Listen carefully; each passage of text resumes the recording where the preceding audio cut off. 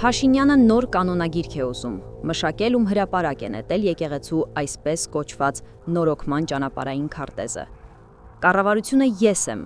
իր հայտարարությանը համապատասխան միանձնյա որոշել է ճիշտ կլինի պատարագից առաջ երգեն Հայաստանի հիմնը։ Նախ նշեմ, որ այստեղ հոգևոր որևէ բովանդակություն չկա։ Սա խնդիր չի եկեղեցու նորոգման, ինչպես հայտարարվում է եւ այլն, եւ այսպիսի խնդիր չի եղել երբեք եւ հիմա էլ չկա։ Բացարձակապես մեկ բովանդակություն, քաղաքական իշխանություն հաստատել եկեղեցու վրա եւ եկեղեցին դարձնել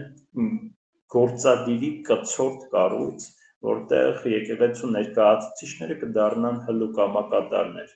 Քաղաքագետ Արա Պողոսյանի ասացի վկայությունը Փաշինյանի համար արվող պատարակներին 4 եպիսկոպոսների մասնակցությունն է։ Բենթլի Սամոմականվամբ Նավասարդ Կճոյանը մի վայրկյանում իր անունն ու հեղինակությունը մաքրեց, կամ մյուս եպիսկոպոսի անվան հետ կապվող երեխա ունենալու, գումարներ շորթելու պատմությունները հերքվեցին, իհարկե ոչ, բայց քանի որ նրանք ճամբարափոխ եղան, Փաշինյանին այդքանն էլ հերիք է նրանց իր կողքին կանգնեցնելու, ողջագուրվելու համար։ Այսպիսի եկեղեցի է պետք իրենց, որտեղ կօրհնվեն գործադիրի բոլոր տեսակի գործողությունները եւ քայլերը անկախ դրանց բովանդակությունից։ Եվ չի լինի որևէ ընդդիմացում եկեղեցականների կողմից կառավարությանը գործադիրի։ Ամեն ինչ սկսվեց, երբ Փաշինյանն իբր պարզեց, որ եկեղեցին խառնվում է քաղաքականությանը։ Իրականության մեջ Հայաստանի Հանրապետության Սահմանադրության 18-րդ հոդվածը, որը հստակ հռչակում է հայ առաքելական եկեղեցու բացառիկ առաքելությունը մեր ժողովրդի կյանքում, այդ առաքելության ֆունդամենտալ նշանակություններից մեկը հենց այն է, որ եկեղեցին ազգապահպանման, ինքնության պահպանման այսպես դարբնոցն է եղել եւ շարունակում մնալ, եւ հենց սա է, որով մենք իրեն օժտել ենք այդ բացառիկ առաքելությամբ։ Դարեր շարունակ հայ եկեղեցին պետության դեր է կատարել, հատկապես երբ պետականություն չենք ունեցել։ Հայոց կաթողիկոսները քաղաքական ղեկավարների հետ արտաքին քաղաքականություն են վարել։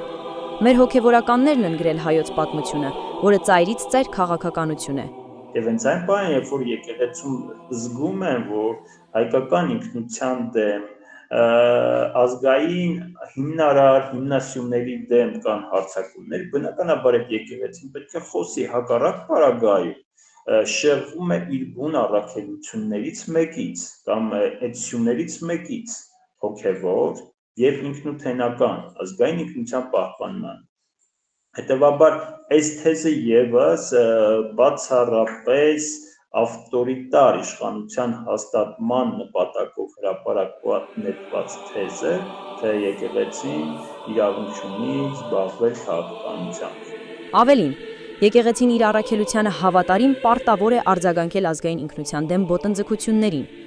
եւ արձագանքում է, ու առաջին հարվածը ստանում հենց պետությունից։ Սա նաև սիմվոլիկ տեսանկյունից տեղավորվում է, այսպես ասենք, իրենց 4-րդ հանրապետության կոնցեպտի մեջ, որը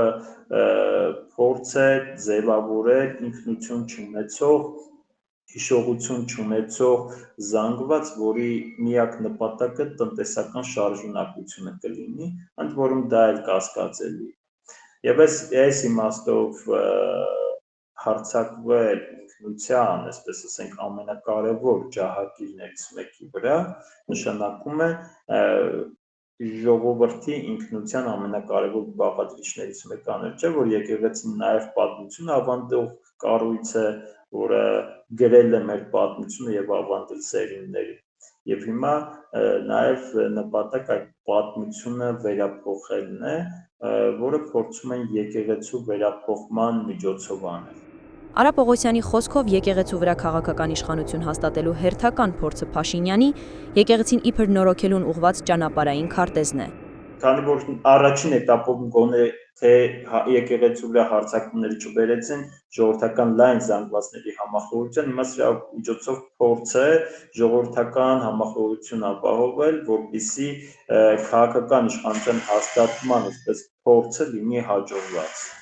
Իսկ առջևում պատարակներից առաջ Հայաստանի հիմնը երգելու, եկեղեցում դրոշ դնելու պարտադրանքին ենք ականատես լինելու։